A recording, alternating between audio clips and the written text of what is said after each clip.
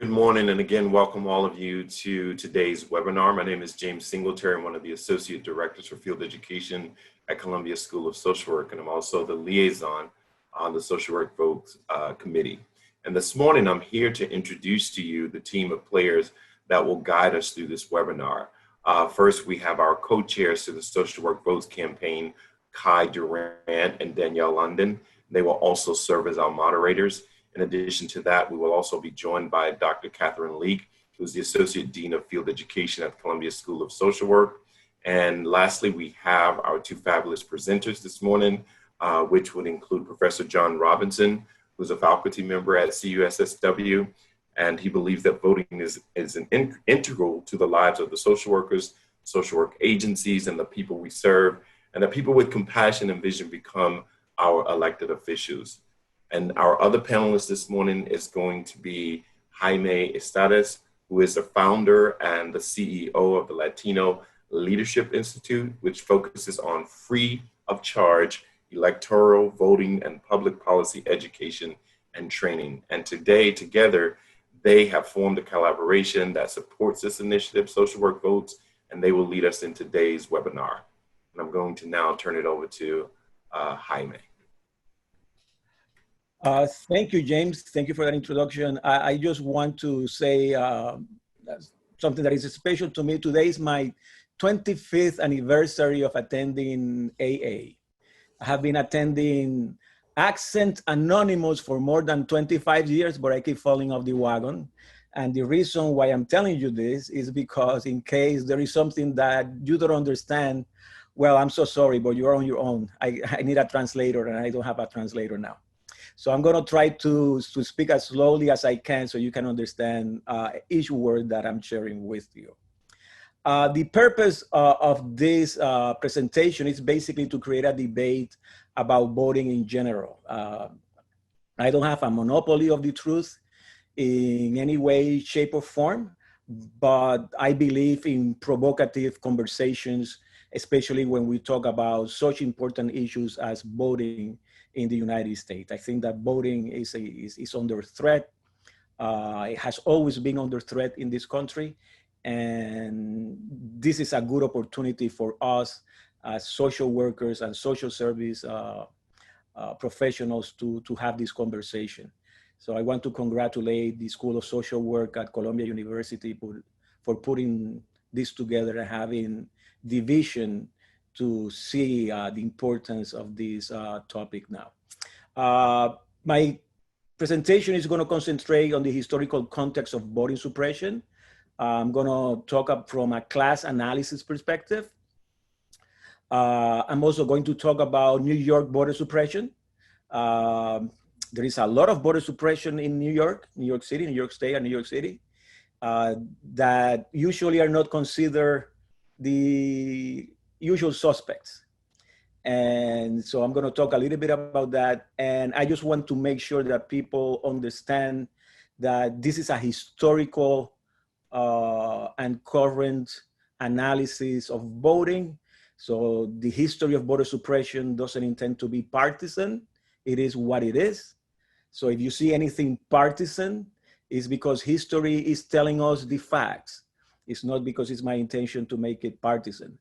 Only the suppressors and those that they oppress are partisan, and the history basically reflects that reality.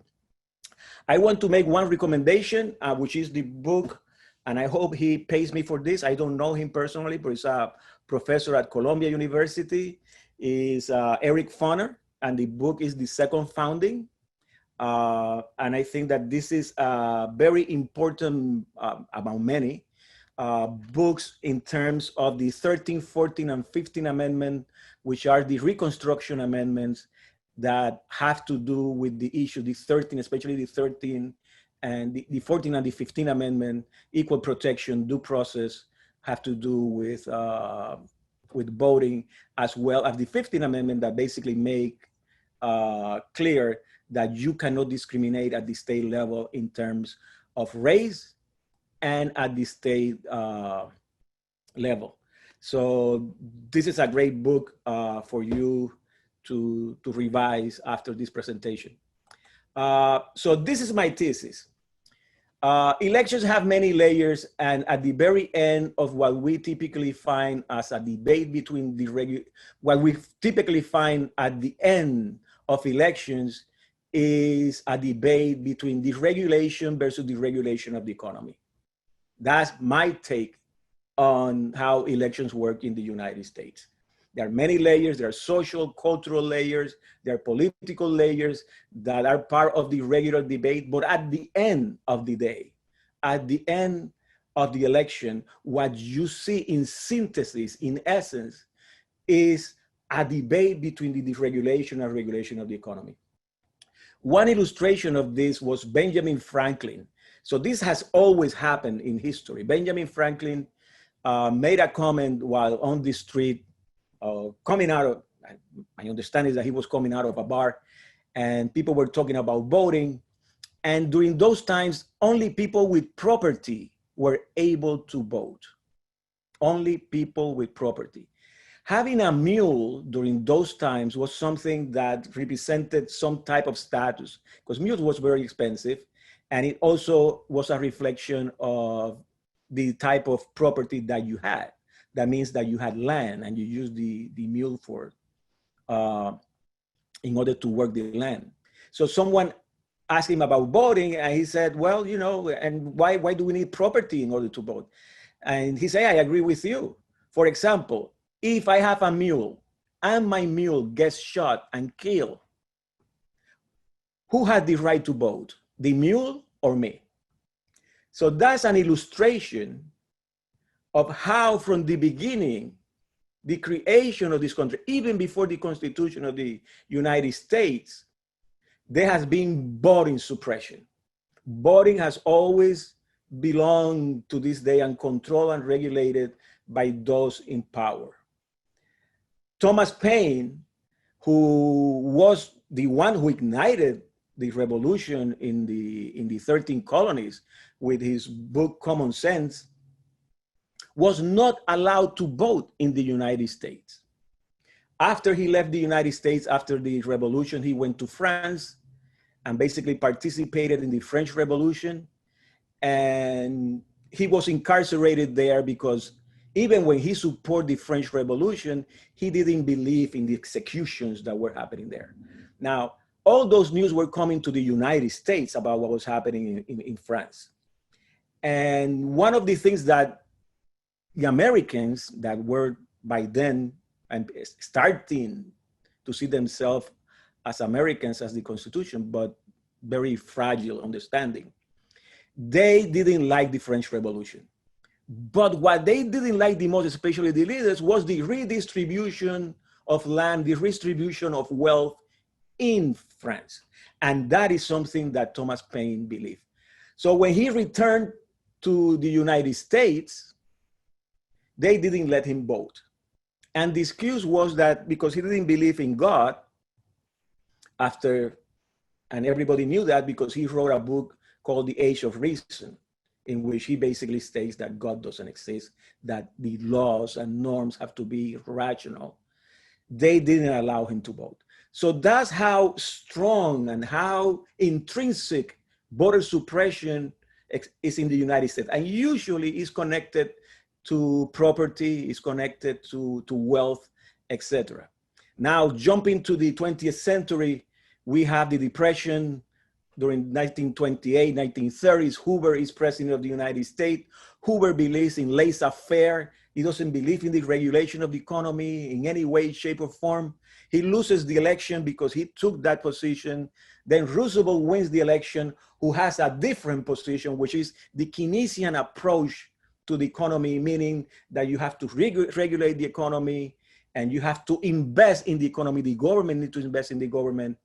And he wins the election with that platform. One of the things that he does is that he regulates the banks through the Glass-Steagall Act that later in the 1980s, a Democrat, Bill Clinton, got rid of, and has opened since then the way for corporations of taking over in terms of consolidating the power in the United States, especially after the Glass-Steagall Act that basically was created by Roosevelt. Unemployment benefits came for the first time, Social Security and many other benefits that didn't exist before that. So again, you see the tension between laissez-faire, Keynesian regulations versus deregulation and how it affects elections. Both parties are capitalist, corporate oriented, both the Democrats and the Republicans. Regulations by the Democratic Party treat symptoms, but they never, not never, but most of the time they don't deal with the real causes of inequality in the country, especially economical ones. And this is something very important that I have heard only from me, and is that we're experiencing a new definition of parties in the United States. The parties are no longer parties. Remember, when the Constitution was created, the founders never thought of parties. They were not Republican or Democratic parties. They were thinking about factions. As a matter of fact, the vice president of the United States didn't run in a ticket. The vice president usually, during those first years of the Constitution, it was the one who came second. So now we have parties for more than 140 years, but the parties have become franchises, meaning that you can put your money and you can use the brand in order to run. For example, the Democratic Party, you have people like Bloomberg, you have people like Trump in the Republican Party, but they would have run anywhere because the economical power that they have. So parties are less and less parties, and they are becoming franchises in which those who have money and those who have enough political power can enter either party in order to run for a position, depending on what brand or franchise is more helpful for that specific campaign. For example, the Democratic Party most likely will support a Republican when there is a candidate in the Democratic Party that support too much regulation of the economy and corporations. And I keep thinking about the case of AOC in the Bronx and Queens, because she basically is to the left of the Democratic Party. And very soon, her district will be changed after the census, and she may end up in a district in which a Republican may win. I think the parties are so protective of the capitalist system that they will be willing to have a Republican in a position of power, like a congressperson or congresswoman, instead, they would like to have the Republican instead of having a Democratic candidate being elected. Because at the end of the day, it's about the regulation and the deregulation of the economy. I hope I was able to explain that enough, but you can ask me questions later. This is the first time that I mentioned this thing, so I'm just taking advantage of this opportunity. Now, right to vote. There is no right to vote at the federal level in the United States. In case you thought that you had a right to vote, you don't have no right to vote at the federal level. That right was given to the states to regulate the vote. And as long as they don't violate the 14th and 15th Amendment, the 14th Amendment basically is the, in terms of equal protection of the law, and 15th Amendment that you cannot discriminate in terms of race. Because of that, because the state regulates the vote, not the federal government, with the exception of the Voting Rights Act and other legislation that have been created, that are specifically for certain states. We're going to get into that later. Now, basically, you can regulate less and less at the federal government. It gets a little bit complicated when we get to the 15th Amendment, but let me go back because I'm going to another direction. Because the state regulate the votes, there are 3,000 different ways in which the states can regulate the vote. Right now, every state has a different way to regulate the vote. In some states, the ex-felons can vote, the felons cannot vote.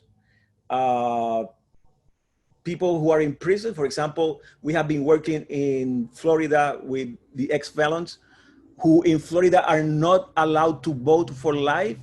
There was a referendum in 2016 that was eliminated. And now the state of Florida has created a poll tax on all those ex-felons that through the referendum now are able to vote. Now they cannot vote unless they pay a fine. So that's Florida. The same happen, or different things can happen in different states. Voter suppression, as American as apple pie. If voting, the history of voting was basically you go to vote and you come back home, that's the history of voting. Very simple and very boring. In the United States, there are volumes on the history of voting. Why? Because there is voter suppression. There is a lot of ways to suppress the vote, and there is a long and big history on voter suppression in the United States. Voter suppression is an intrinsic part of the political culture of the United States. There is another issue. When racial demographics change, voting laws change to keep the status quo. That means that when you have a state or a city or a community where you see more undocumented people or people of color moving in, voter suppression is activated immediately in order to prevent people of color voting. And that happens at the local level. And it happens in different many ways. We're gonna go through those voter suppression tactics soon. Now, the first constitution of voter suppression was basically in the Constitution of the United States. That's why I believe that social workers, I am a lawyer and a social worker. The reason I became a lawyer was because as a social worker, I thought that there were things that I needed in order to be a better social worker. And that's what I went to law school, to become a better social worker. And the Constitution of the United States has a clause, which is the 3/5 of a man, that basically says that, and it was based, the discussion was based in terms of voting and creating congressional districts in the United States. The South wanted to include all the slaves in order to have larger and more congressional districts. And the North said no, because there are slaves. So the compromise and the suggestions came from the North, let's count as 3/5 of a man for purposes of congressional districts. So the first 6 presidents of the United States out of 7, because of that, came from the South. Now, when you create, and this is important, when you create and you decide that a human being is 3/5 of a man, what you are creating is an affirmative action program for whites. The first affirmative action legislated and in the Constitution of the United States is the clause of 3/5 of a man. And it's not an affirmative action for people of color. It's an affirmative action for white, and it's in the Constitution. And I'm gonna be very blunt because I can't help it, but it's true. One day I was with a student and we were talking about this, and she said, oh, so what you're telling me is that being white is the best affirmative action that exists in the United States. And I said, yes, correctly. Because it goes back to that tradition to this day. But it was based on slavery, and you see the connection of the economy. The South economy was a slave economy, therefore they didn't want that to be regulated. Now, there is a decision that came last week. It's called Shafalo versus Washington. I don't want to get too much into this, but that basically is a decision that we should talk at one point and have a special workshop on this, because it basically says that, you see, when we vote in the United States, we're voting for electors that represents a candidate. we're not voting for the candidate. That's the electoral colleges.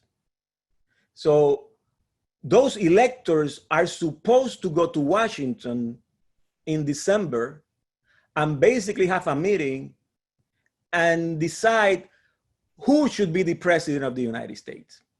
That's how it really works.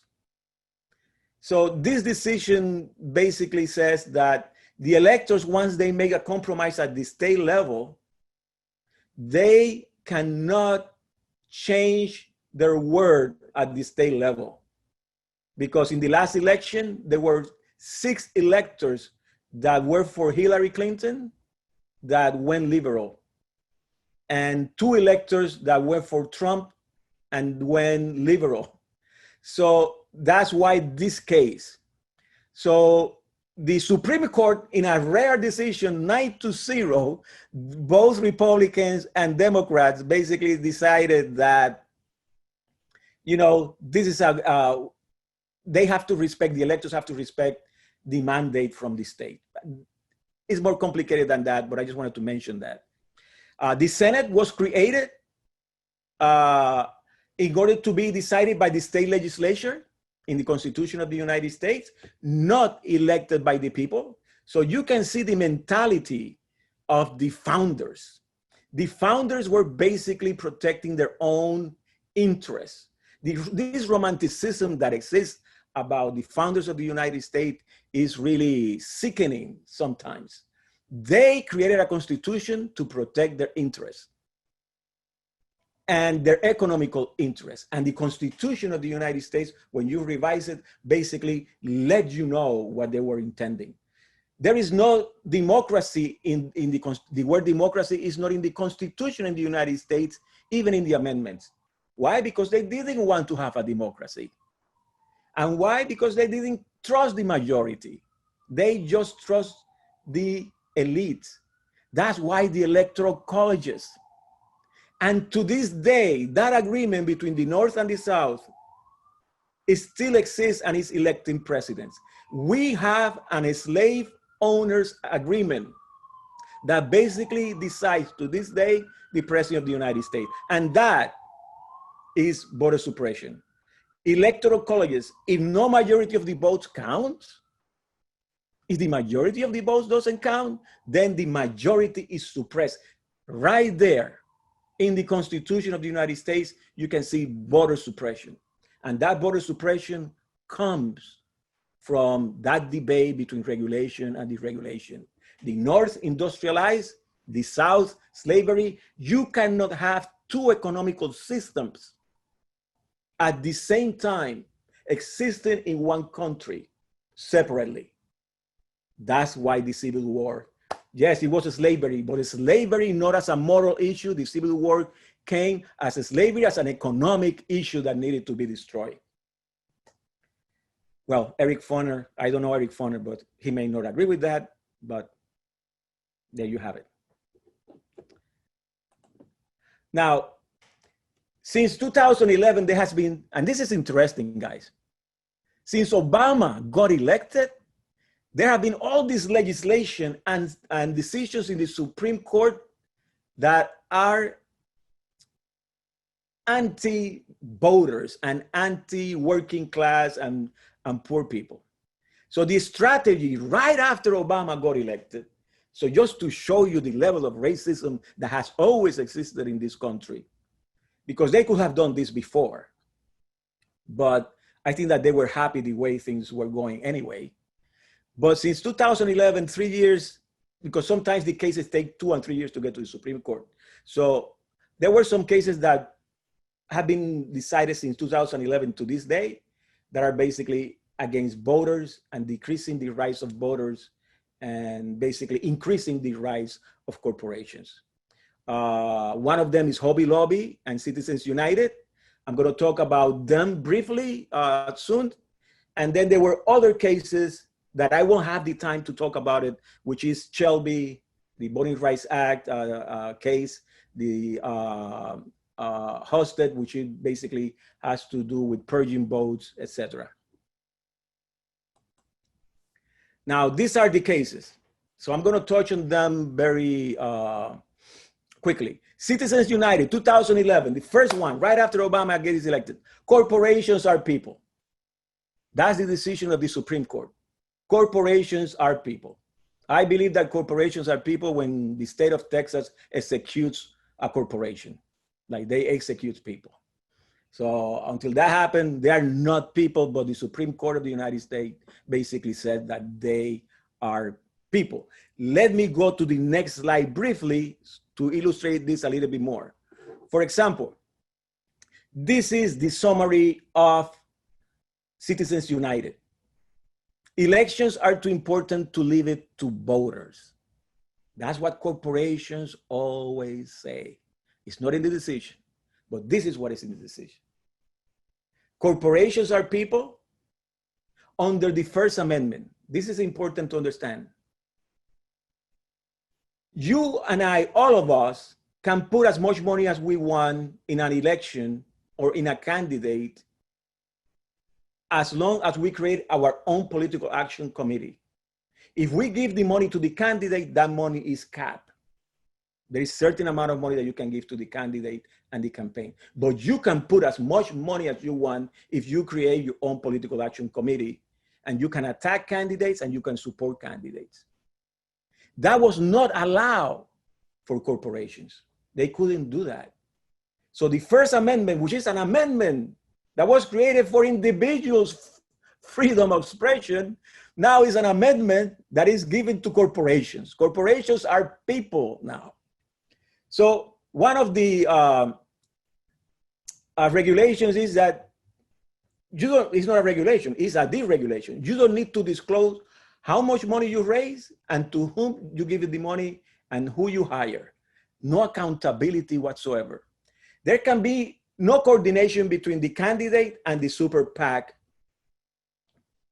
But if your wife, and this has happened all the time. I mean, if your wife works for a candidate and you have a super PAC, are you going to tell me that there is no coordination?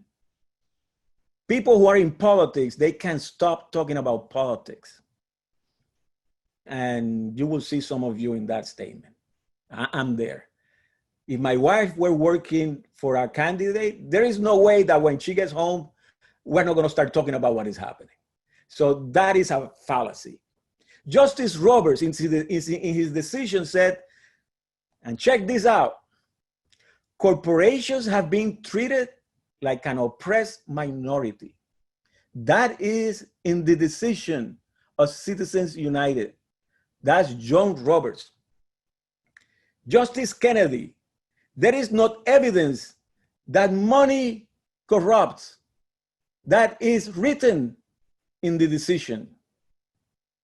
What it does is that give a bigger bullhorn to corporations versus individuals.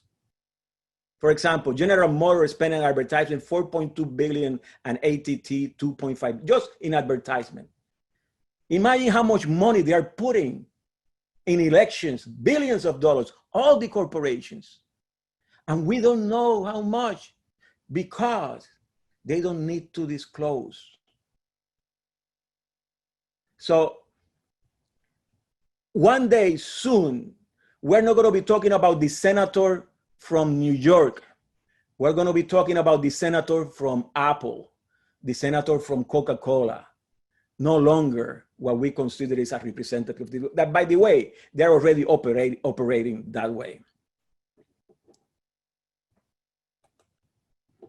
Now, I'm going to pass this because I'm going to run. Can someone tell me if I still have time, how much time I have left? Anyone? You have 13 minutes left, Jaime. 13, thank you, Danielle. Okay, so let me go through purging votes. But before that, just very quickly, Shelby County, 2012. That case basically diminished the power of the Voting Rights Act. That's why right now we have so much voter suppression in the United States. Because they eliminated Section 4, that basically was the criteria that that was used in order to supervise certain counties and states and they couldn't do anything in terms of election without consulting first with the Department of Justice. So I'm going to go very quickly over this. Purging votes. This is what happened to Stacey Abrams in Georgia. The Supreme Court made a decision that votes can be purged. That means that the voting rolls, they can take the votes out and throw them away because administrative needs. The Supreme Court says you can do that. And look what happened to Stacey Abrams, 1.3 mostly African Americans in her election for governor in Georgia were thrown out. And it was thrown out, by the way, by the guy who was in charge of the Board of Elections, which was the State Department secretary who was running against her. It doesn't get more ridiculous than that. And then partisan gerrymandering is now, according to the Supreme Court, you can create districts against your opponents. If you're in power, if you're in the assembly, and now in the census in 2001, they're going to be creating districts. So you can create districts that basically discriminate against your opponent.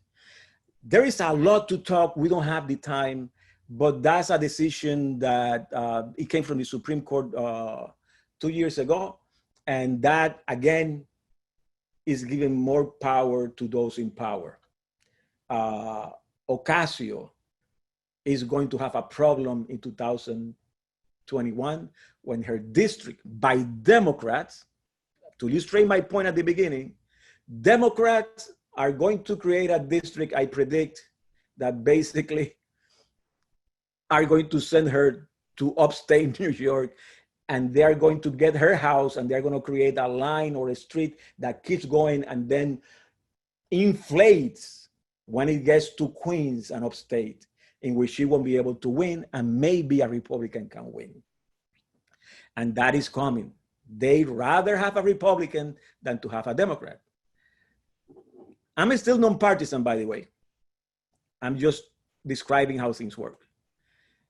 And then Janus is the union decision that basically says that now, in terms of collective bargaining, you don't have to be a member of a union to benefit from collective bargaining, and you don't have to pay dues. Another blow to unions.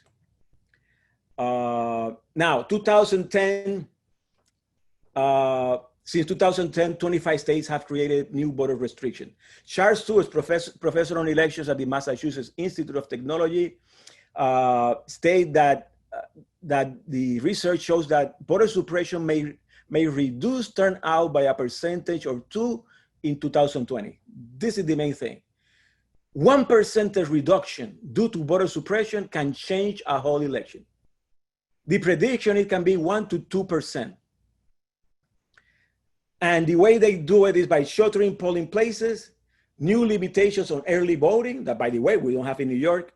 24 million voter registrations have been invalidated in the United States since during the last 4 years. New voter IDs is requires in state-based IDs are requires because it's state by state. In New York, we don't have that, but in other states, they do have that. New restrictions on election day, especially on voter registration. Guys, this is important. Do you know, and this is what this project that we're doing and the agencies is so important. The voter registration in the United States is the lowest in the last 20 years. There is a lot of enthusiasm to participate, but voter registration is the lowest. The agencies have a duty, in my opinion, a civic duty to engage in voter participation, non-partisan voter participation. Voter registration is extremely important. Ex-felons' rights, like I told you before, in Florida, now they have a poll tax. From 2014 to 2018, 33 million votes have been purged. Dr. Daniel Smith, Chair of Political Science, University of Florida. I'm moving a little bit fast because I want to get to it. But this is just a glimpse of what is happening. Now, Justin Clark, senior advisor to Trump, the other day said that It is going to be a much bigger program, much more aggressive program, a much better funded program. He was talking about voter suppression. But in New York City, and this is going to be my last slide, in New York City, the Democratic Party basically dominates. And there is a lot of voter suppression in the state of New York and the city of New York. For example, voter suppression, voter registration has always, the concept of voter registration has always been a tool of voter suppression. And I'm going to go through that. Like, voter suppression is not, voter registration is not necessary. And especially now more than ever. It was always a tool to make sure that the candidates and the party machineries knew how many people were voting. And that's the only reason. And sometimes they make voter registrations regulations in order to make it even more difficult to get registered. Lack of voter, for example, in New York, lack of voter legislative measures is voter suppression. Just leaving the things the way they are is voter suppression. And the Democratic Party does that, especially in the city of New York, against Democrats. Democrats against Democrats, because the city of New York is mostly Democrats. So there is voter suppression and a lot of games that happen. I have been working in campaigns for more than 25 years at the national level and at the local level. I have seen it. I have seen the preparation of it. Believe me, there is voter suppression in New York. Ask Bernie Sanders when he ran in 2018 in New York, how there were hundreds of thousands of votes purged from Brooklyn, which is the most important borough in order to get elected in New York City and also in New York, were purged, and mostly people of color. That happened in New York. No same-day voter registration in New York. I have organized in other states voting. Even in the South, and thank God to the Voting Rights Act that now has been diminished, they have early voting. They have same-day voter registration, not in all of them, but in some of them. New York doesn't have to this day same-day voter registration. Democrats know that that's the right thing to do, and Democrats know that that is the wrong thing to do for them to stay in power. So that's why we don't have it. No automatic voter registration at age of 18. That should be automatic. It's easy. You can get your credit card when you are 18. They send it to you. The corporation send it to you. But the state cannot say you an automatic voter registration when you are 18. So you don't have to register to vote for in the future. That's easy, simple. It's not there because they don't want to, guys. They don't want to have it. Elected officials don't like voter registration in their districts, especially in New York. Democrats, liberal. I have done this. I have done voter registration. It's always a problem dealing with the Democratic and also the Republican, but also in New York City, the Democratic elected officials, because they already know their voters. They already know how many are coming to vote, and they basically want to make sure that that balance is intact. When they believe in voter registration is when they run for citywide office, like public advocate, controllers, etc. Then they believe in voter registration. And they tell you that they believe in voter registration, but they make a big face when there is a nonpartisan group doing voter registration in their districts. You still have to do it. We still have to do it. Changing voting polls, oh my God. I have voted in almost every poll site because they keep changing my address. That's a long story. But anyway, purging, no one should be taken out of the rolls unless there is evidence of death. That should be a legislation being created at the state and the federal level. There is a lot of purging, it's the new technique. New York City and New York State can allow undocumented, by the way. If Cuomo and de Blasio and anyone, you know, like Bloomberg could have done it, Giuliani could have done it, Republican. The states, like I said before, they have the power to regulate the vote, including letting undocumented people vote, including letting documented people vote. You know, that can happen. That's within the power of the state in order to regulate the vote. So if we have such progressive people in power, why is it that we are not letting undocumented and documented immigrants vote? That will increase the participation. And with that, I can keep going on and on and on. But I think, Danielle, where am I? 2 minutes left. 2 minutes left. Okay, this is a good farewell. So I hope that the accent wasn't that strong today and you were able to understand it. We're gonna have questions later. And please, I want to congratulate the field department for the work that they have been doing and working with the agencies.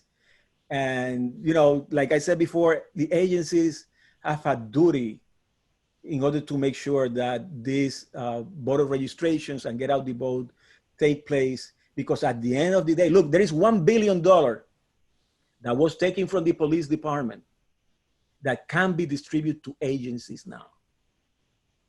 You want to protect that $1 billion. And the only way that you can protect it is by acquiring political power through non-partisan means.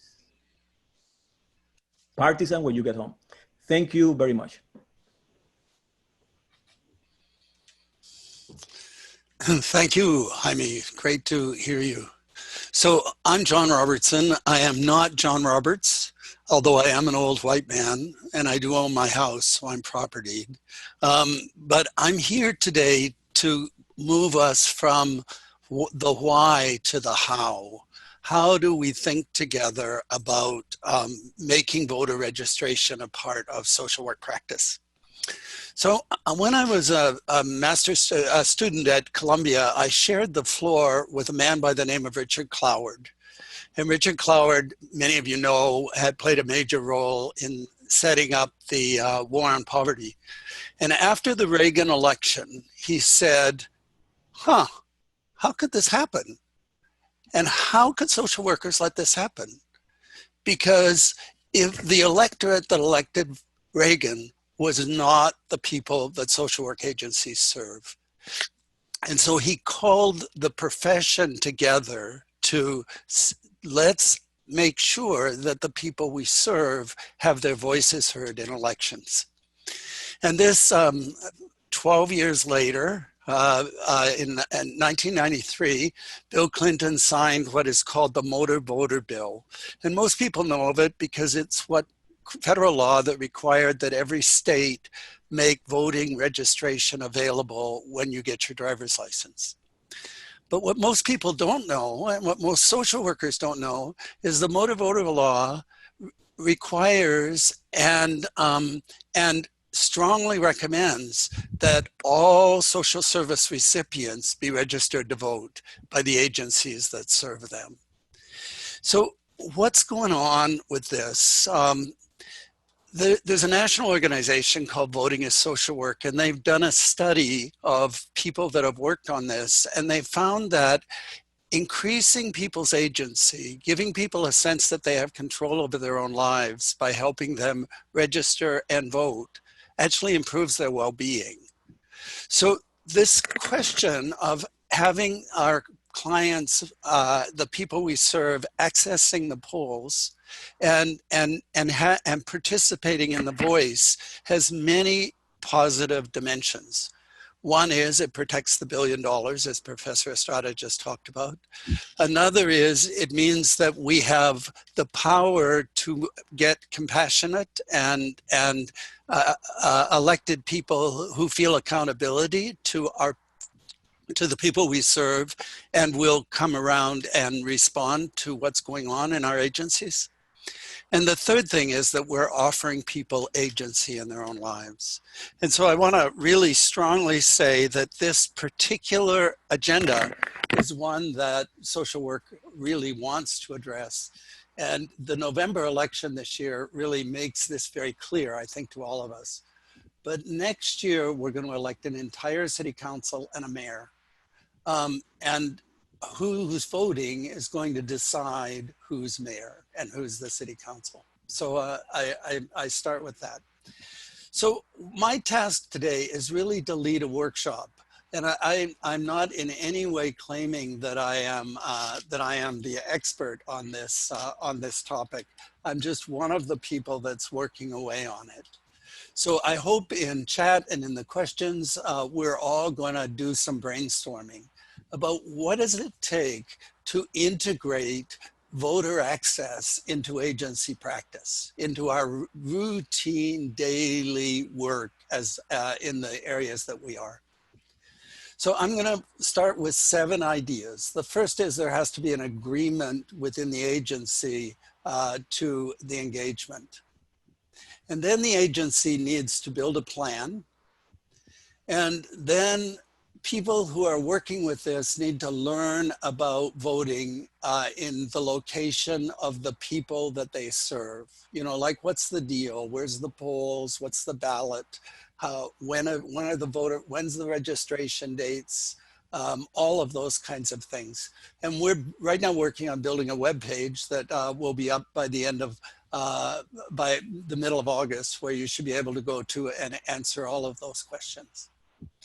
And then to offer voter registration, to some way in the agency actually make this available to people, and this includes mail-in ballots and all the parts of that.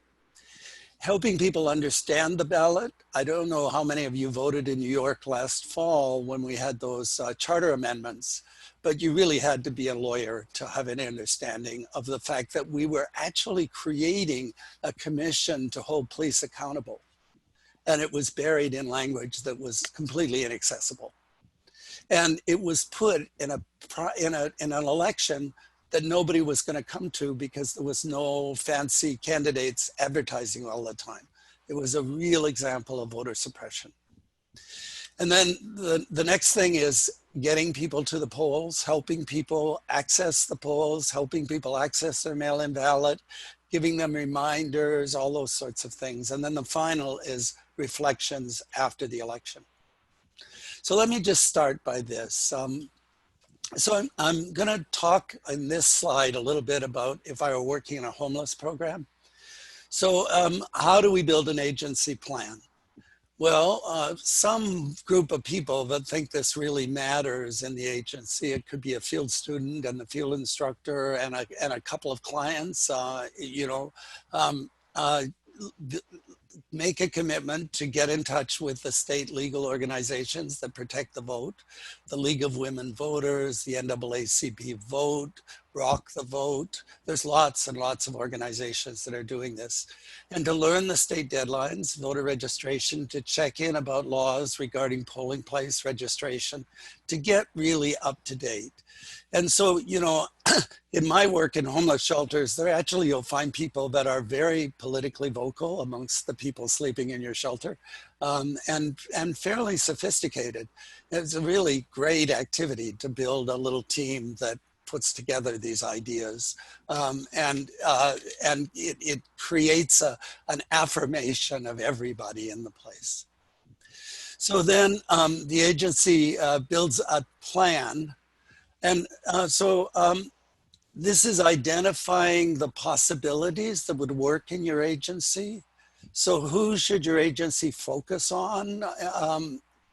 So if you're working in a homeless situation, there are certainly some people who are very able to get and access the vote, and their needs are going to be different than some other people you're serving that have challenges about accessing the vote. And so focusing on the populations you're serving, thinking about them.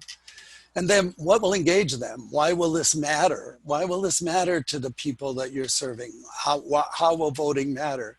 This year it's pretty easy because of the funding of and defunding of the police. This is a pretty vocal issue for many people. But you know, in a homeless shelter, the question of why do we have homelessness is just a really important policy question. It is a creation of social policy. There is no reason in New York City to have homelessness. It's entirely because of our unwillingness to tax and regulate. And the real estate board makes very careful work to make sure that people that are running know that.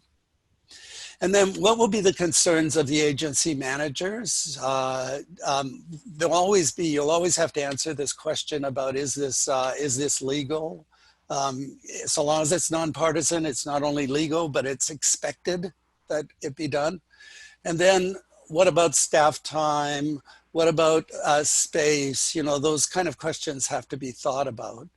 And it's not a terrible thing to start by doing something small and doing a demonstration, a pilot that the agency, this homeless shelter, can indeed get 50 people to vote on election day. That would be a very strong statement to all kinds of us that that was really something. So then the second thing we're going to need is the agreement of the agency to engage. And so, you know, agencies are hierarchical organizations. They have boards, they have executives, you can do, as somebody who does this all the time, you can do a little bit of work around the structure. But if the organization is really going to integrate this, there has to be an understanding of the value of it. And one of the tremendous values is that if your agency is working with a team of people that vote, the elected officials are going to turn up and they're going to ask you what you want, and they're going to talk to you about what are the needs of your community and your agency. So people managing the agency are going to have much better access to the political power system in New York City. And if you don't believe me on that, just take a look at the communities that have very, very high voting levels and the kind of access they have to the mayor's office and the city council and to the DAs and all sorts of things like that. So there will be costs involved, space needs, staff time, and that needs to be thought about and owned and talked about. How does it get integrated? How's the payoff? How does it get reported to funders as a necessary component of what the agency's doing? This is all part of the agency agreement. So the Social Work Votes team has to make a grounded proposal. It's good to build support from others. If there's board members who will support you, that's terrific. If there's other people on staff who think this is a great idea, if there's people in the neighborhood who are very strongly in support of this, all of these are going to build a swell that is going to lift the agency to do this work. And it's good to stress that everything is completely voluntary, that the people served, the staff, you know, like, no, you're not cornering anybody. You're not telling anybody they have to do something they don't want to, you know, that you keep it completely voluntary. So that's the second thing I wanted to propose. So the third thing is a bit complicated. And in my neighborhood right now, I work in a senior center quite a lot, and they just moved our pool, and they moved our pool 8-9 blocks away. Well, essentially that was taking the vote away from the 120 people that are in our seniors building. Because getting that distance where there's no clear bus routes to get them to the pool means that their vote has been removed. And that was you know, from my point of view, that's a voter suppression. There's a group of us that are fighting about that. It had something to do with the parish priest who played a role in that. And so now what we're doing is making sure that that poll is back open for the November election. But people need to learn where they vote. You know, people need to, this is quite available. If you type an address into the New York City Board of Elections page, or into the New York State Board of Elections page, you can find the poll for everybody in New York, and also this is true in New Jersey. And then if people have voted, of course, it's easier than if people are completely new to this. But you might consider creating a mock poll and using a past ballot, and just having a little bit of role playing about this in the senior centers, so that people have a sense of it, and you can serve coffee and tea and rolls and make it a fun event. And the same thing can be done on election day. Why not make it a fun event that we reward each other for? So then in my location, there are specific needs. Some people are uncertain about their eligibility. You can't vote in New York City or New York State if you're on a green card. And people need to be clear about that. And also someone that's a citizen who's living with an undocumented person might be quite nervous about voting because they're afraid that somehow or other this is going to cause a problem. So there's issues of uncertainty here that need to be talked about and addressed. It's kind of finding out how people are handling this. So there's literacy issues. I have several people in our seniors building that would need somebody to help them literally read and mark their ballot. That's legal in New York to do that. That doesn't mean you're deciding for them, but it does mean that you're making it possible for them to hear what's on the ballot. And then there's all kinds of translation issues. You know, the ballots are supposed to be available in several languages, but often you have to speak English even to access that. And so how does the agency facilitate issues of translation? And then physical access, wheelchair-bound people, people that have limited sight, people with confusion. You know, there's all kinds of issues there that in a senior center that it takes a little bit of time to think about what are the needs of each of these groups of people to help them think about what it means for them to vote. So it's not just as simple as having some voter registration forms around. You know, there has to be thinking about who are the folks I'm thinking about and what are the ways this is going to become clear for them.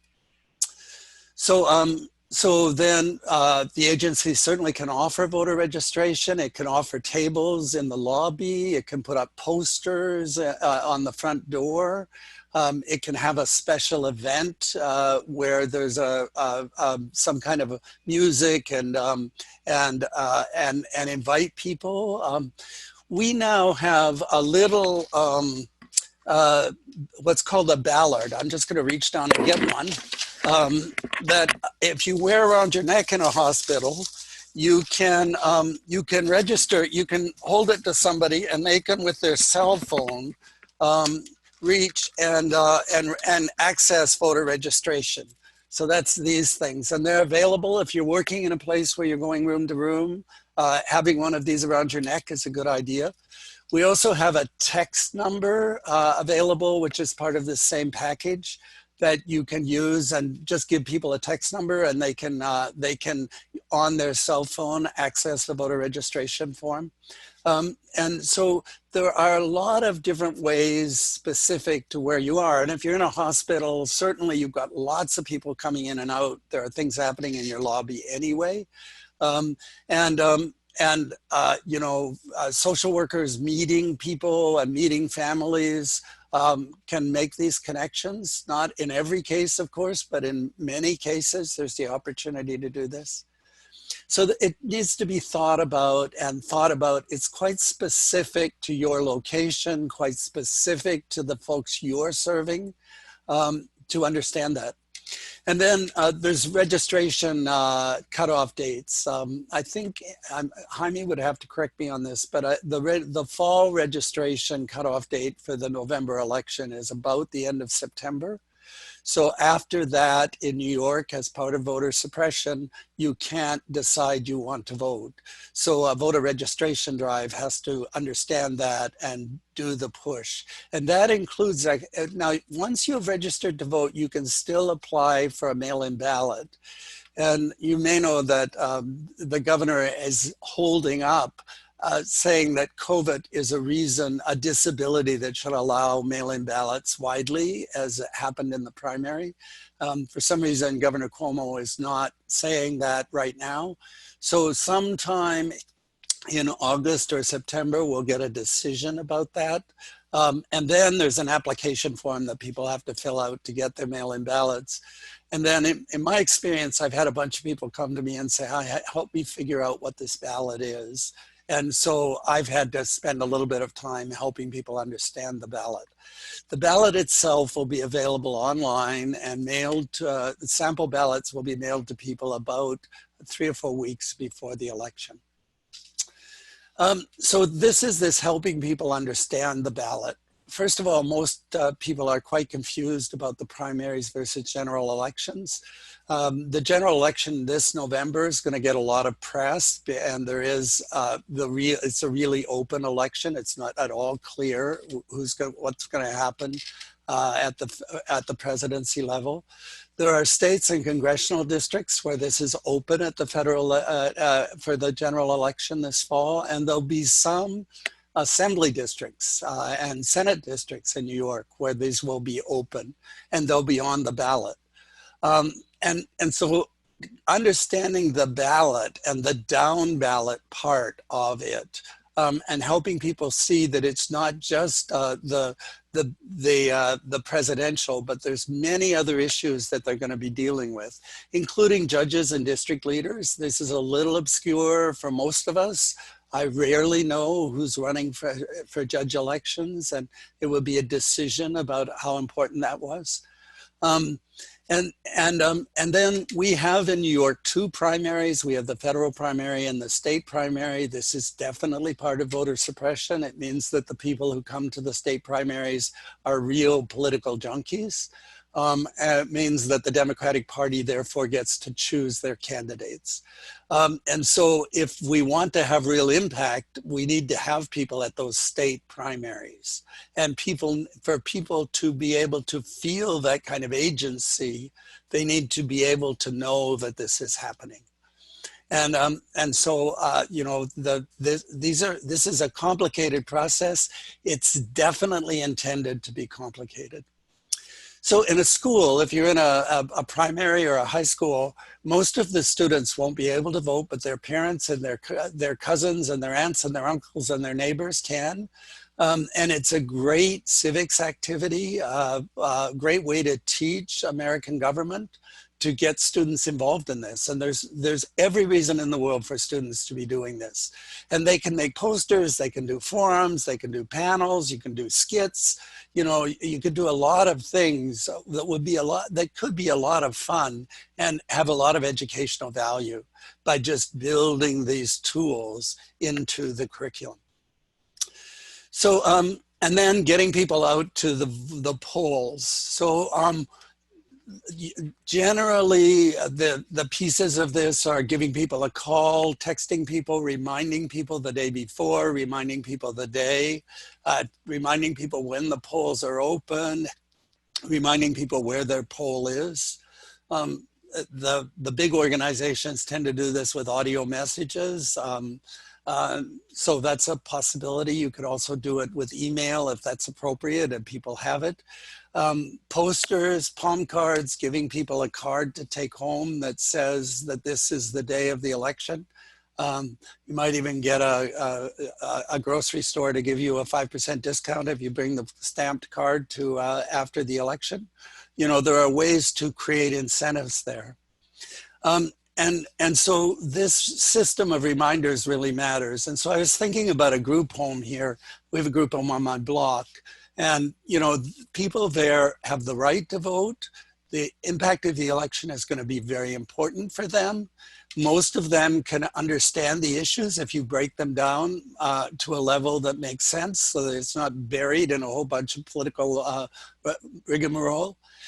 But the agency is going to have to use their van to make sure that everybody gets to the polls. That is completely appropriate. It's actually fulfilling the federal mandate. It's just that you cannot mark people's ballots for them. They have to mark them themselves. And if they choose not to mark them, of course, that's their choice as well. And then walking people, getting a group of volunteers to go door to door and walk people to the polls, remembering that there's various times. There's the people going to work, there's the people coming home from work, there's the people who are home during the day, there can be childcare issues, all of these pieces of imagining what it could take. And, you know, if you walk a family to the poll and stand on the sidewalk with the kids with a little bit of a game while the parent goes in and voting, a lot can be accomplished in terms of the relationship between the agency and the family. And the other thing is that there may be, you know, if you have the capacity to do transportation, that's a really powerful tool that people can use. So I want to sort of take this by talking about the reflection after the election. So it's whenever you're doing an activity like this, you really want to stop afterwards and recognize the people who worked, have some sort of a recognition, give people buttons, badges, half a day off, you know, whatever it is, and ask people what worked and what didn't, and really learn, because this is not just one time. If this is going to become important and we're going to allow people to have their rightful say in the future of America, this is going to be every year. Year by year. Sometimes it will feel like there's nothing that matters at election time, but other years there'll be sleepers on the ballot that really matter enormously. And so all of that really matters. And then certainly a winning candidate might want to come and recognize people that worked on the election. That's not political. That is just honoring the person that won and building the relationship and having your representative visit you. And then think a little bit about what comes next. So this is for Robertson really the important thing. The November election in New York is not the most exciting thing because the Electoral College has swept away our right to have significant say in the federal election. And so we're working hard on building relationships between Columbia School of Social Work and schools of social work in Pennsylvania and in Florida, so that we can be engaged in assisting people that are served by social work agencies to have their right to vote in those states as well. But in New York next year, it's a really key election year. There's going to be primaries for city council. There's going to be primaries for the mayor. And this is going to shape a huge amount of the world in which we live. Access to housing, how schools are managed, what happens with the jails, how the police department is managed, whether we have clean water, whether or not there are financial assistance programs for people that are in trouble. Those are all city decisions, and they're based on how we think about tax in the city, what we spend our money on in the city. And so the next election in this case is really going to matter quite a lot. So I'm doing really well on time, and I'm glad for that, because the most important thing about this, the rest of this conversation, is how is it that we all think together and support each other as we build our commitment to making sure that the people we serve have their right to participate, to have agency in their lives, and to help shape the American situation. So with that, I'm going to take down my slides, and I think I'm going to welcome Dean Malik to the screen, and we'll start thinking with you all. No, absolutely. Welcome, everyone. I truly appreciate your participation today. I must say thank you to Jaime Estadas giving us a historical overview of what voting has looked like in our country for decades and centuries, right? And then also, thank you very much, John Robertson, for connecting with that and then speaking about what does this mean today. So I truly appreciate, the perspectives that have been shared historically and now what we can, and moving it up to present day. So when I think about, because I've been thinking about voting is social work. One of the things that I want to put forward, especially in speaking to, and I know we have a number of field partners and that are here, and again, welcome you to this particular fold to have this discussion, because I feel first it has to be a reflection, because as everyone said, Jaime as well as John, this is nonpartisan, right?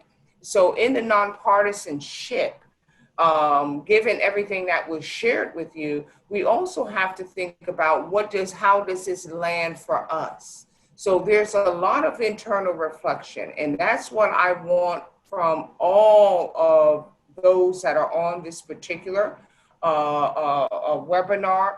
Start there.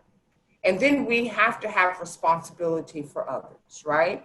If the responsibility is just for other family members, the responsibility is for agencies, responsibility is for community, where we start there with the reflection. And then have conversations, right? Around what you're feeling, what you're experiencing, what your life is like right now.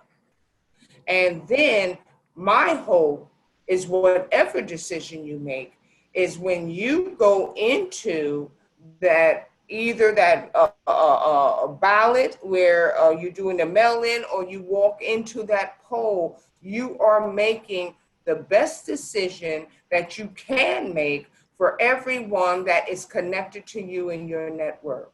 And that is that is what your thinking is.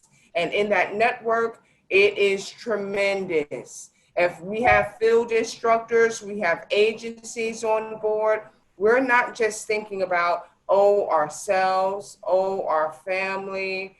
We're thinking about community members. And in thinking about those community members, how do we effectively give them voice? How do we empower ourselves? Given everything that we've heard just now, how do we empower ourselves? Then to empower communities. And I don't know all of your community members, everyone that you serve, but empowering them to have a voice in this electoral process. And that is what's key. Whatever we feel our lives are right now, and I'm sure we're all experiencing different things, having different emotions around what's transpiring. We could talk about the pandemics. We can talk about the COVID-19. We can talk about the economic crisis. We can talk about the racial unrest. But here we are in a moment and in a time that is so prevalent around how do we want to make a difference around, and the difference is that simple voting. How do we want to make a difference in our lives moving forward? So that's what I put forward to everyone that's on this particular webinar. Let's start there. then we can move into now other discussions around what can we possibly do, in and around the voting.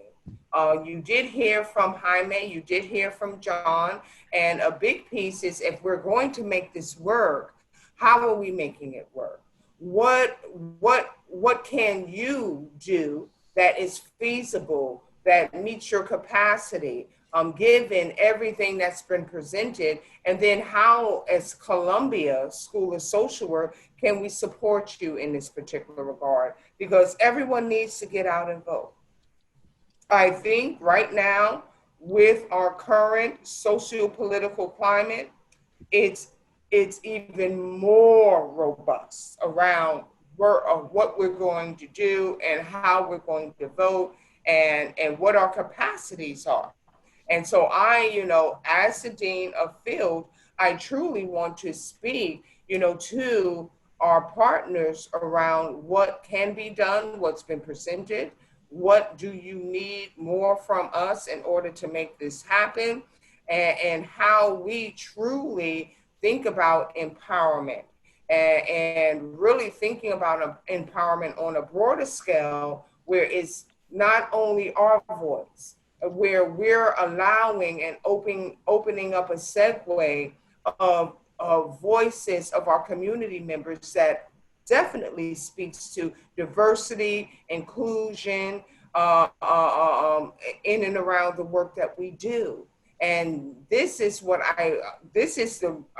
I think the overarching, message. We're giving you detail, we're giving you history, we're giving you, okay, these are our particular thoughts, but also now we need to hear from you to say what is feasible. And starting this discourse now, because we have maybe about 4 months where we can we can have a level of activism, where we can, of course, support our community members, support ourselves, and say, okay, this is the information that's needed.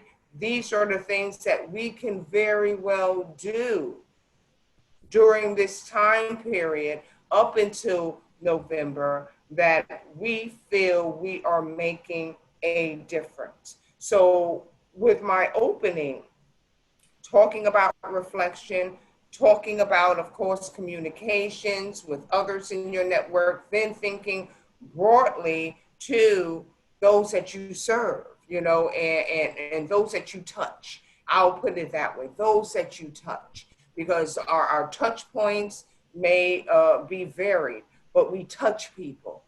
And we touch people in numbers, and we touch people in different ways that we may not even be privy to. But where we're moving from a very private, and see, this was for me something that resonated. This is a private moment that needs to become public. How? And this is the questions that we're asking ourselves in our private moments with those that are close to us. How does this become public? So this is something that I'm thinking about. And as you can see, other staff at Columbia University are thinking about, how do we make this now our private moments more public? And this was the purpose of this particular webinar, so we can kind of move forward in a space and in a time frame that allows us to say, hey, this has been on our mind. And then, okay, then how do we join with you around this particular effort in voting? And what is realistic for you? Because we know a lot.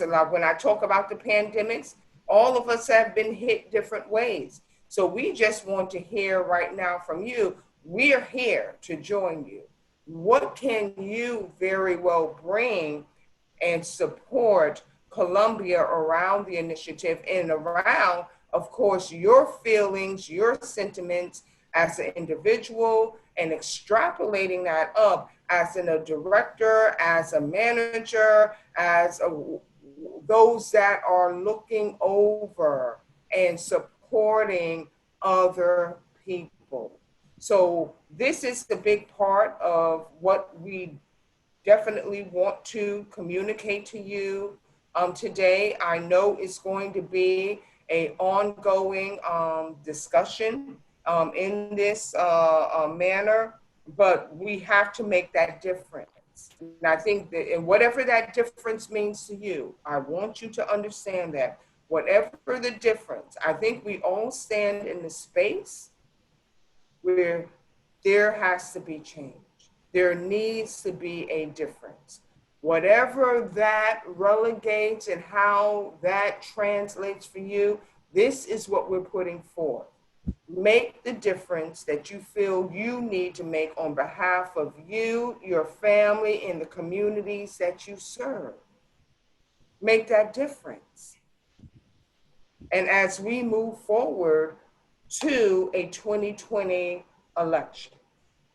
So definitely wanted to put that out there. And then also talking about from field, you know, we hear the larger, the bigger, and makes us realize nothing that Jaime and John has basically presented, they're not small. These are bigger structures, systems that now you're aware of that facilitate or hinder or act as barriers to our rights as citizens to vote. Voting is a right. This is what we hear. And this is what I'm going to say from the field education perspective. Voting is a right.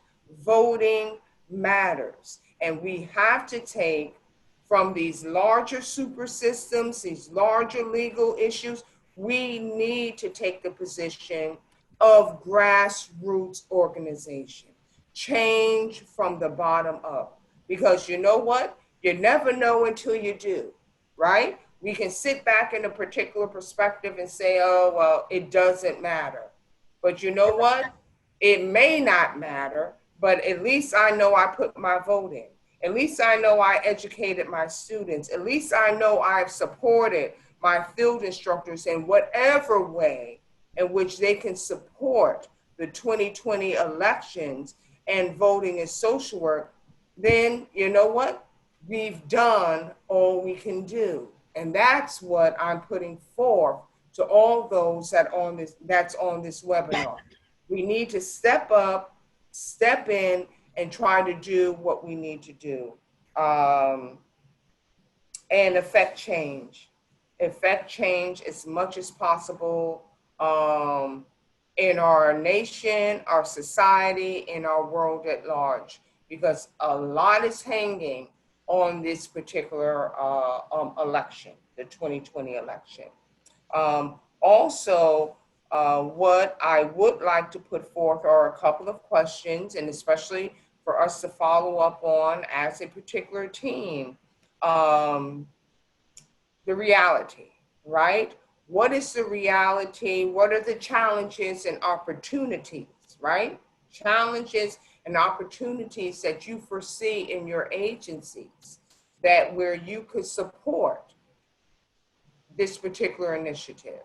I'll stop there because I know we do have to have some time for questions, but challenges and opportunities that you foresee, given what's been presented thus far.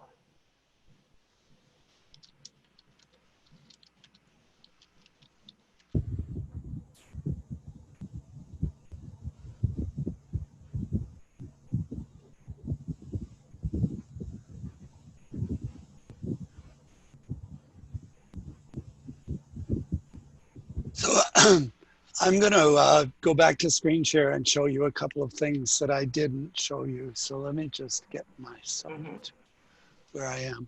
So this is Voter ER, and Voter ER has a social work page, and it's literally VOT-ER.org.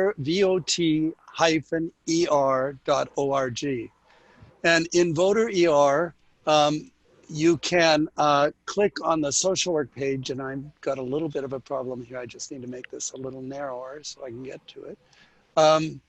And if you come down here, there is a place for you to apply for the wearable ballot.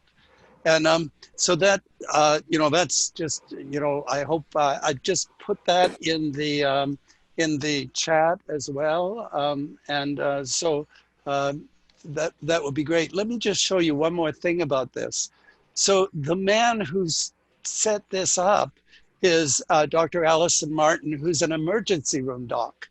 And he was thinking in the emergency room, he really needed a Ballard to be able to help the people he was serving in a hospital emergency room access the vote. And so as a result of that, he's built this whole program. He linked with the National Voting as Social Work campaign to make that link. And so there it is. Then I wanted to show you a couple of other pages. This is the NAACP vote. And you can see here that they have tools to find voting and registration anywhere in America. So this is just NAACP.org vote. This is the League of Women Voters Vote 411 page. And again, they will provide access to all kinds of voter-related information. This is their New York City page. And so here they're for people in New York City. But the League of Women's Voters exists in almost every jurisdiction in the United States. So you can always kind of chase that down. And this is Rock the Vote. Rock the Vote is put together by a group of young people to try and change the direction of the vote. And they also have in here the tools to find voting information at all kinds of levels. So, and across the country in terms of states. So these are really just a click or two away for you. A lot of this information's here. So this is just an example. I went to the Westchester County voter information page, and you can see here that they have, where's your polling place? What are the election dates? And what's happening with voting? And then this is the New York City voter education page, Board of Elections page. And again, the information to find where you vote. I think if I come down a little further, there's a place, I'm not right there right now, but there's a place where you can punch in your address and find out where your poll is and so forth. So, so those tools are around, and I would strongly, if you're getting serious about this, the information's there. We are also building a page that will have all of these links so that you can go to this page that we're putting together, Columbia Social Work Votes with the Latino Leadership Institute, and be able to access all of those. So Danielle, Kai, what's there for us?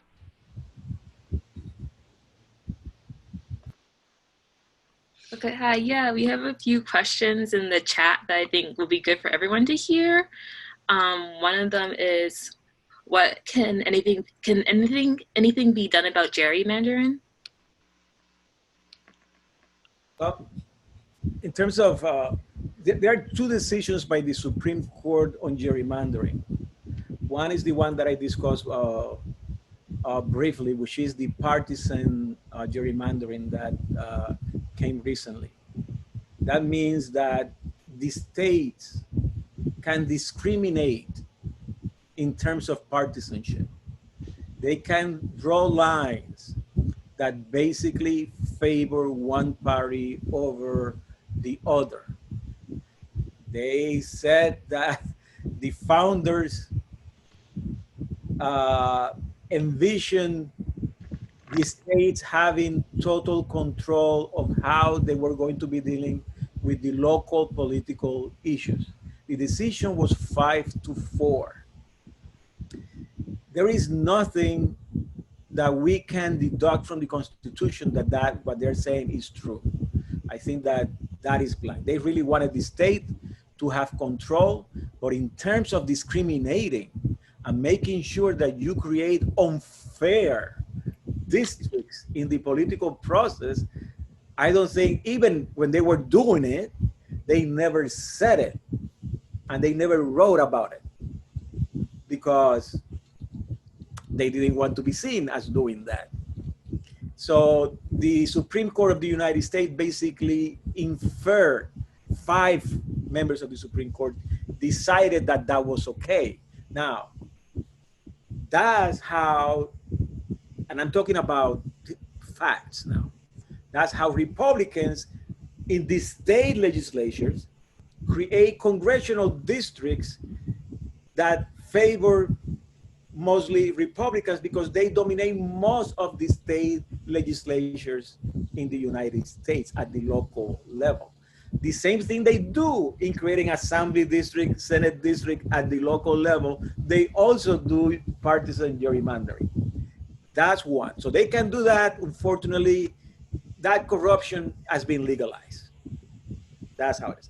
Second decision is an older decision that basically said that you cannot create districts based on race. You cannot create districts in order to discriminate racially against a specific group of people.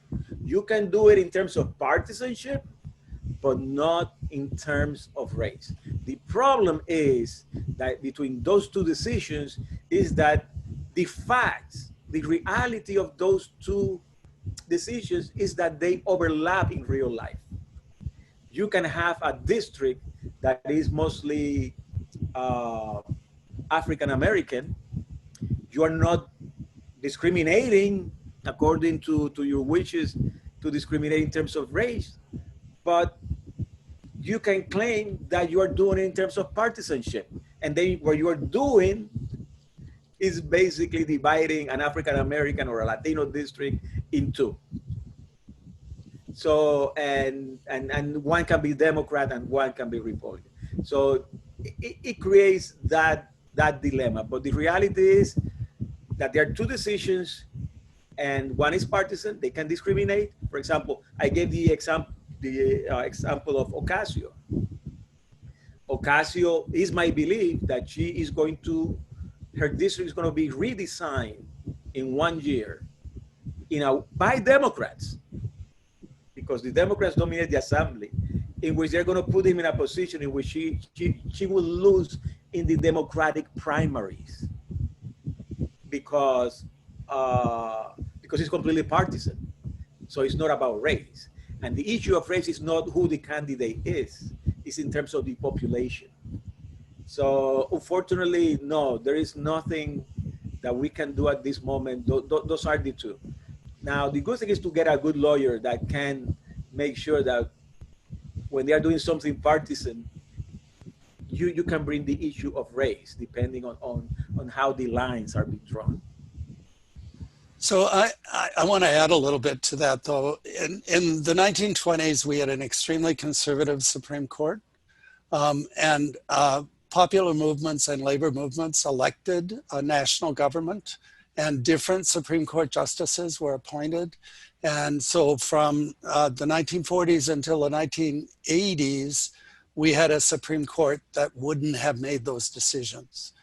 And so there's no short-term electoral solution here, but the only solution is an electoral solution. And that's a long-term strategy of consistently being involved, right? And us being consistently involved.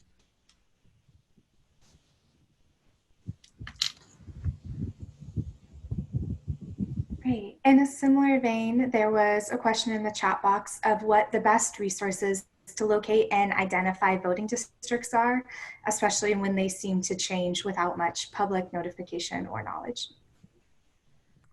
Well, I just took you through tools that are updated constantly. So they're updated for the November election. They'll be updated for the elections next year. The districts will change in 2021 and 2022 because of the census, and they'll be updated then. And polling places will change but they have to be set by like October. And those sites will, at every address, show you where you can vote.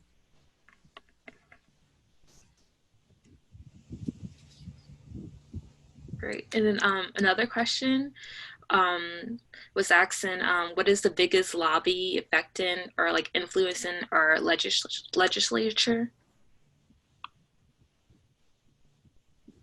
Well, we can differ on that, but I think that real estate and Wall Street are the biggest lobbyists, and some other people may add others, but to me, those are the ones. They live, they literally live in the state capitol. You know, they're always lobbying constantly. And they have the money to pay for not one lobbyist, but a lot of lobbyists firms. So, can I tell you a brief story?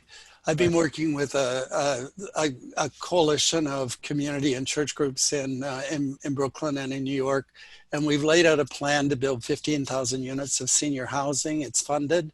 The governor is behind it. The city council has supported it.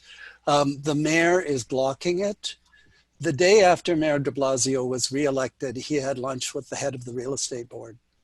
And the land that's needed to build these houses, the real estate industry wants to turn into what they call shared use housing.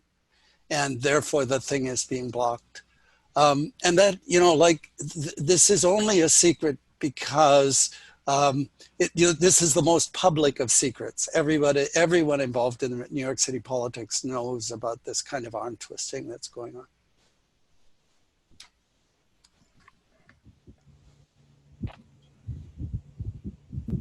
There was also a question in the chat on a bit of a different vein of with COVID concerns for people who don't want to go to the voting polls, what do they recommend and what can they share with their clients? well, there is mailing, voting through mail in New York now. So that is something that is positive. New York can do more in other areas too, but that's one of the things that people can do from home. Well, in the primary, you could fill in a mail-in request, but you have to demonstrate that you're disabled. And so the governor said that for the primary, COVID was a disability. The governor has yet to say that for the general. So something people might want to be doing right now is texting, calling, pushing Governor Cuomo on the fact that it is a public health disaster to be forcing all kinds of people to stand in line at polling places to be able to express their ballot in November. Another question is, what is the deadline to register in New York City? October the 9th. And if your letter is postmarked, I think it's postmarked by the 9th and received by the 14th, it will be accepted. And in person is on the 9th. I just looked it up. Just an anecdote, because I have worked in a couple of campaigns. Some campaigns, they register people, a lot of people, especially insurgents, not incumbents, but insurgents, register a lot of people in the last 3-4 days of the deadline, because they keep a copy of the voter registration and they know that they're going to be registered. But usually those people that register late, they don't get into the rolls to be distributed and to be identified for the election time. So that's a way of voter suppression, because basically you are not allowing them to get information from other candidates before they vote, but you know who they are, so you control that list. Some people have done that. I have never done it when I have worked in a campaign, I swear.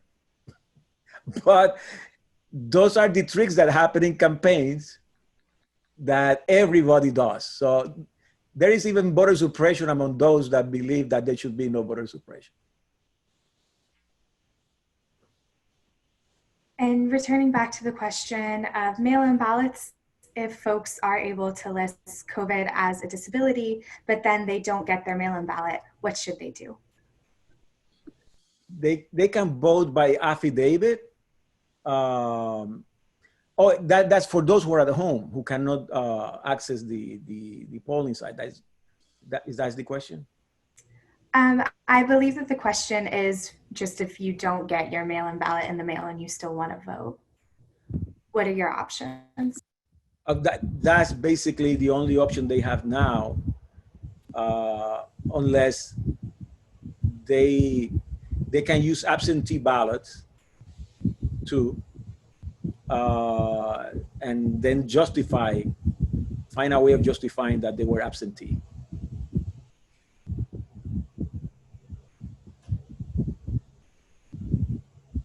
And another question, what is the procedure or like statute that allows one person to be on the ballot across all party lines?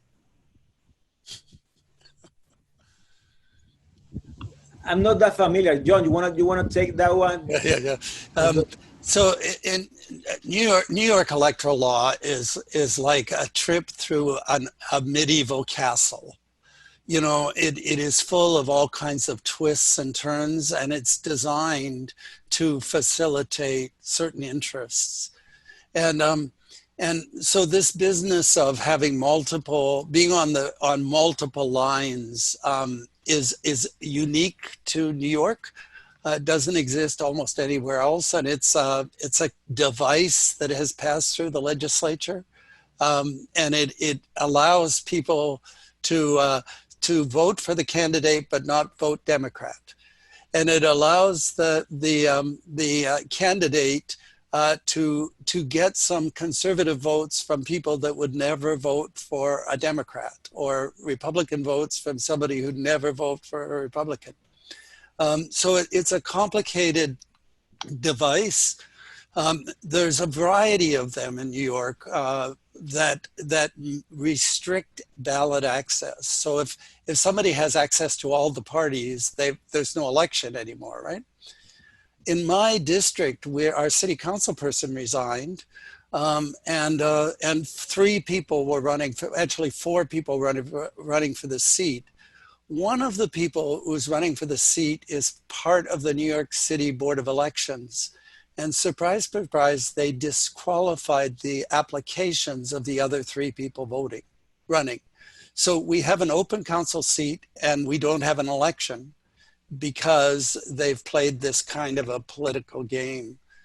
And so this is not a short-term one election solution. This is why we need to consistently be involved and have elected officials that we hold accountable and start doing something about these organized systems of voter constraint.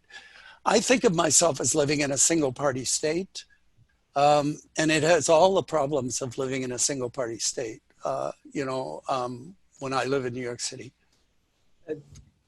The other thing is that there is the petition process in order to run for office. I mean, just to piggyback from what John was saying about this person that was disqualified. The petition process in New York, you need to collect signatures in order to run for office, a certain number. Usually it's around 1,200, 1,500 for city council, etc. But if there is a problem with those signatures, if you put the wrong number, if you put the wrong address, if you, for example, in Brooklyn, people who write Brooklyn, they have to put Kings County. People don't know that. So there are all these different details in terms of have valid petitions that basically can make your signature be unqualified. So we are going to have a training in September, the last Saturday in September, in which we're going to have experts from the Latino Leadership Institute at Columbia, like we're doing now, basically providing a training on petitions, on get out the vote, voter registration, how to build a base, everything that you need to know in order to create a political campaign and even a non-partisan campaign, because it's basically the same tools. And that is coming in September, and it's going to be organized with the Latino Leadership Institute and Social Work Votes. And many of those questions are going to be answered. We have one of the best lawyers in New York, Gary Goldfeather. He's going to be teaching the class on petitions, and you will see all the obstacles just to get valid petitions in order to run for office.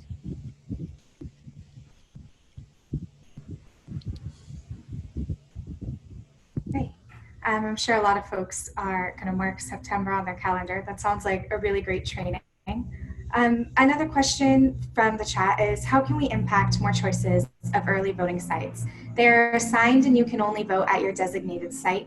So there seems to be no reason for which is your designated site, and there wasn't notice on the Board of Elections website. Well, at the post site, they have to inform you where is your, if they change the post site, they have to let you know where is your post site, the new one. And then they will direct you to do that, to go there. But sometimes it's out of your way, sometimes it's too far away. What you can do anyway, regardless, for example, if you go from one post site to another, you're wasting a lot of time. When you get to the other one, you have to make a line maybe to vote. And maybe they don't even have you in that new post site either. When you find yourself in that situation, what you do is that you request an affidavit ballot, and then you vote for an affidavit ballot. Those ballots are counted eventually. They're not going to be counted that night, but there is always thousands of affidavit ballots in New York City and everywhere, because people don't find their name in the list, even when they have voted before. There are all these issues. So you have the right to have an affidavit ballot, and then it's counted. So 4 or 5 people change things in New York City. And there needs to be a group that says we're the organization to prevent voter suppression and to start pressuring the city council and the Board of Election to create more absentee voter sites. You know, that's a political decision, and they are very vulnerable. If you get some newspaper support and some endorsements, we could push them on that. Yeah, the other thing is that you should be able to vote anywhere in the city, in any poll site. I mean, that has been done during the Hurricane Sandy was around election day. And this city and the state decided that you can vote anywhere you find a site. They made that provision. Why they didn't keep that provision until now? So sometimes you're working in Manhattan, but you live in Brooklyn. Why can't you vote in Manhattan when you get out of work in any poll site? That was done in the city of New York during Sandy, facilitating access to voting. And then they went back to the old-fashioned district voting, which is completely unfair. So you should be able to vote anywhere you want, and there shouldn't be any bureaucratic problems in making that a possibility.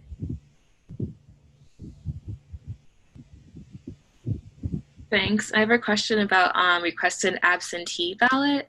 The question is, part of it is, if you have a disability that's not COVID, do you have to mail in proof? And like, who determines if you qualify for a mail-in ballot? I don't know, because I have never done that. I never had to deal with that issue, but I don't think that. I don't think so either. When I did it for the primary, and I just had to mark a box saying, but that would be election fraud if I marked the box that I couldn't, if they came and asked me to make a case for my disability. But no one's. The fact is that there's not going to be a lot of attention paid to that. Yeah. It's more likely that they'll forget to mail you the ballot. Yeah, and it's also illegal to ask you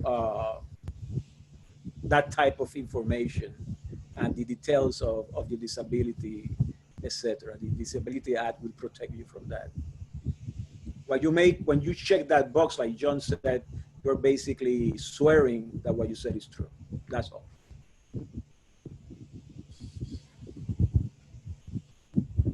We have another question on COVID from the chat, which is asking you to speculate on the main impact of COVID-19 on local and national elections, with its impact being mostly in minority communities. It's always in minority communities or in communities that have been identified, white communities that are identified as Democrat or Republican clearly. For example, in Wisconsin, there was a primary a couple of months ago, and basically there were organizations asking the state to allow people to vote by mailing. And the state said no. And if you watch the news, you could see lines of people. The turnout was the biggest ever, but everybody was on top of each other. And it was a health issue. There is a case in the Supreme Court, I think that they decided recently, basically they didn't want to hear about it, allowing the states to decide on that issue. So unfortunately, that's another way of voter suppression. You can have access, you should have access to vote any way you can that is possible, but especially during a pandemic. It's just irrational, it's completely irrational. But the Supreme Court recently decided that the states can do that.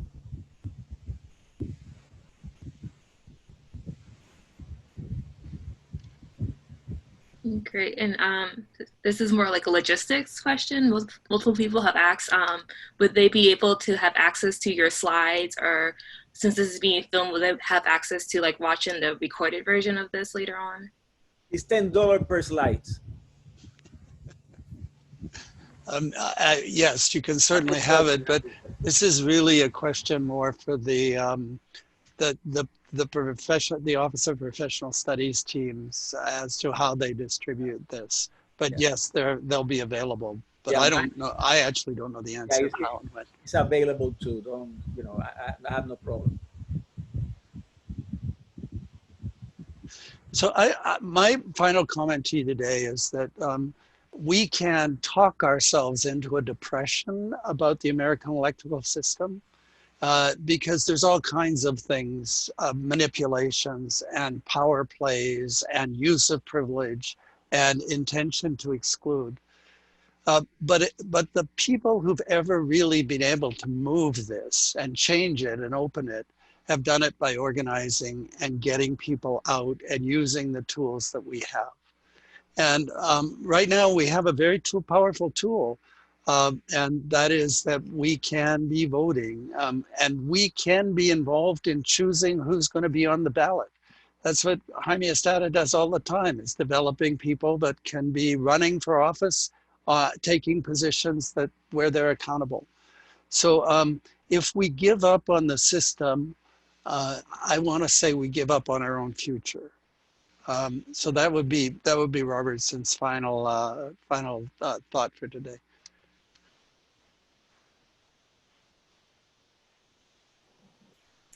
I would like a final thought, definitely connecting with our partners, connecting with what Jaime said earlier, where he said, seek your truth. That's a part of what the message was throughout all, definitely coupling with what John just said. It is around change from the bottom, grassroots efforts, and I think it is achievable. But we will have to have subsequent conversations around how do we do this and do this in concert?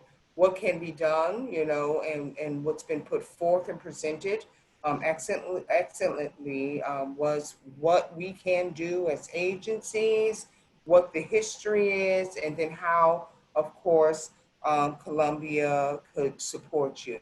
So I do want you to think about and kind of resonate on, you know what would you, thinking about what you can do feasibly from your agencies and how Columbia School of Social Work could support you in those particular efforts, because I think this is a continued discourse, and how we can very well in those conversations think about having a think tank and think about how we're truly going to affect change and have a high level of activism in and around the 2020 election.